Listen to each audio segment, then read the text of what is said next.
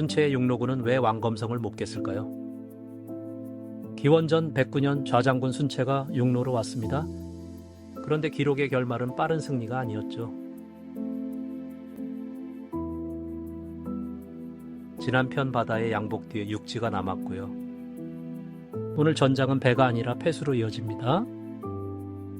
폐수를 넘지 못하면 왕검성 압박도 늦어집니다. 그래서 이 전쟁은 길과 시간의 싸움이었어요. 기록은 한나라 장군 이름을 먼저 남겼습니다. 하지만 막아선 사람들의 방식은 빈칸이 많아요. 빈칸을 채우려면 전선을 먼저 봐야 합니다.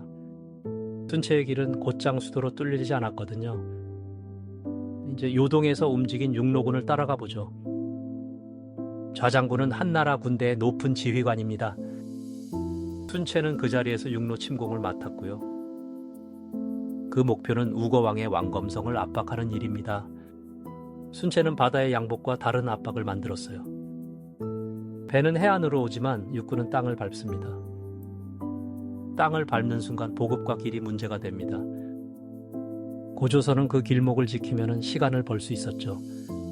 한나라는 빠른 압박을 원했지만 길은 좁았어요. 여기서 순체의 장점과 약점이 함께 보입니다. 병력은 강해도 전선은 한 번에 밀리지 않습니다.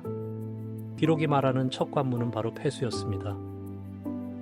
폐수는 위치 논쟁이 있지만 전선 역할은 분명해요. 이제 강 하나가 전쟁 속도를 어떻게 꺾었는지 보죠.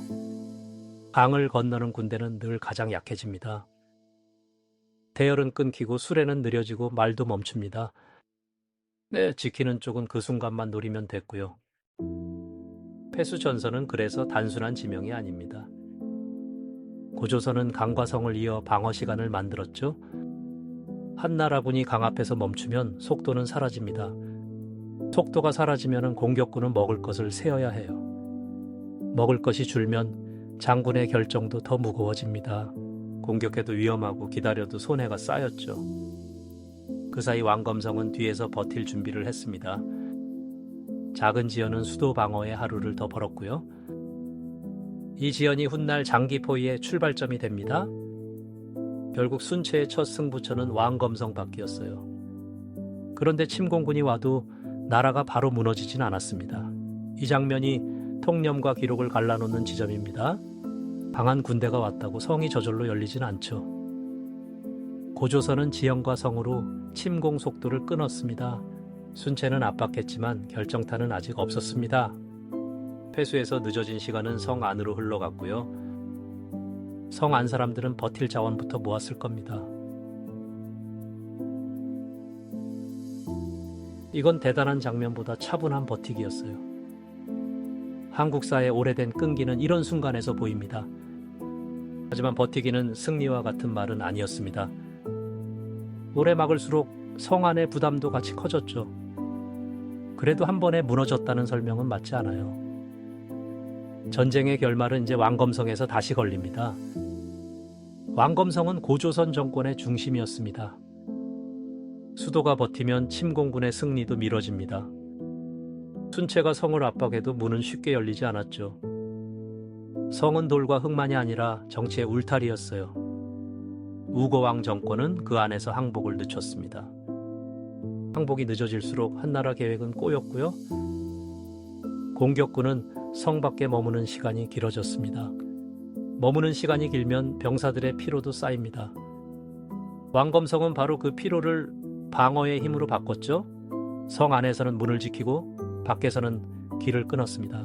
한 번 막은 전선이 두 번째 방어로 이어진 겁니다. 이 연결이 없었다면 장기전은 어려웠을 거예요. 하지만 시간이 늘수록 전쟁은 더 위험해집니다. 장기 포위가 시작되면 양쪽 모두 피가 마릅니다. 한나라는 빨리 끝내야 군량 부담을 줄입니다. 고조선은 버텨야 나라의 목숨을 잇습니다. 서로 다른 이유로 둘 다 물러날 수 없었죠. 공격은 계속됐지만 성벽은 시간을 삼켰습니다. 밤이 오면 한나라 진영도 불안해졌을 겁니다. 성 안도 편하진 않았고 식량은 계산됐겠죠. 포위는 밖의 칼보다 안의 마음을 흔듭니다. 그래서 김포위는 군사와 정치가 섞입니다. 싸움만으론 풀리지 않는 문제가 생긴 거예요.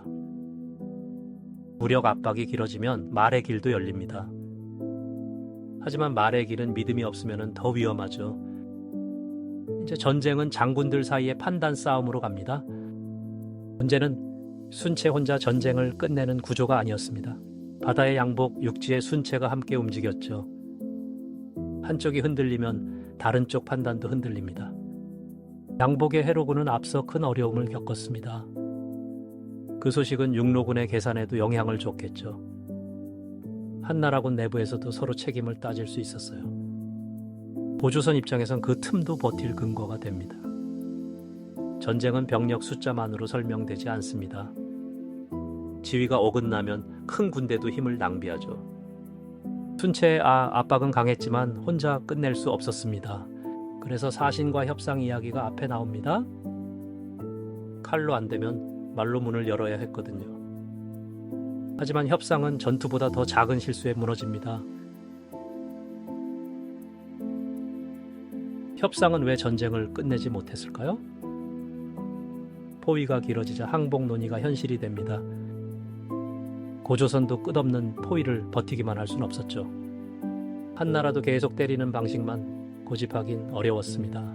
서로 지쳤을 때 협상은 가장 그럴듯해 보입니다. 문제는 서로가 약속을 믿지 못했다는 점이에요. 믿음이 없으면 사신의 걸음도 공격처럼 보입니다. 기록은 이 불신을 다음 사건의 씨앗으로 남깁니다. 우거왕 쪽에서도 물러설 수 없는 이유가 있었죠. 한번 문을 열면 독자 권력도 흔들리니까요. 한나라는 항복을 원했지만 완전한 복종을 봤을 겁니다. 그 차이가 협상의 틈을 계속 벌렸습니다. 고태자 파견이라는 더 아슬한 장면이 열립니다. 그 전에 장기 포위가 남긴 대가를 봐야 합니다. 성박 압박은 결국 성안 선택을 갈랐습니다. 버티자는 쪽과 타협하자는 쪽이 멀어졌겠죠. 기록은 고조선 내부 균열을 뒤에서 드러냅니다. 이 균열은 처음부터 보였던 약점은 아닙니다. 오래 압박받으며 조금씩 벌어진 틈이었어요. 한나라군도 공짜로 시간을 쓴 건 아니었습니다. 지위 갈등과 보급 부담은 계속 쌓였을 겁니다. 순체가 강하게 밀수록 실패 부담도 커졌죠. 성안은 항복을 미룰수록 더 좁아졌습니다. 성박은 끝낼 명분을 계속 찾아야 했고요. 이때 전쟁의 약점은 성벽보다 사람에게 생깁니다. 그래서 마지막 답은 전투 장면에만 있지 않습니다. 답은 패수, 왕검성, 장기전의 결합입니다. 패수는 순체의 속도를 처음으로 늦췄습니다. 왕검성은 그 늦어진 시간을 방어력으로 바꿨고요. 장기전은 한나라의 힘을 비용으로 바꿨습니다. 고조선의 버팀도 비용 없이 이어진 건 아니었죠. 그래도 곧장 무너지지 않은 이유는 분명합니다. 한 번의 전투가 아니라 여러 장벽이 겹쳤습니다. 강, 길, 성, 내부 결속이 모두 시간을 만들었어요. 한나라 군사력은 압박했지만 결말은 닿지 못했습니다. 결말은 결국 협상과 내부 균열 쪽으로 넘어갔죠. 이게 순체의 육로군이 바로 못 끝낸 핵심입니다.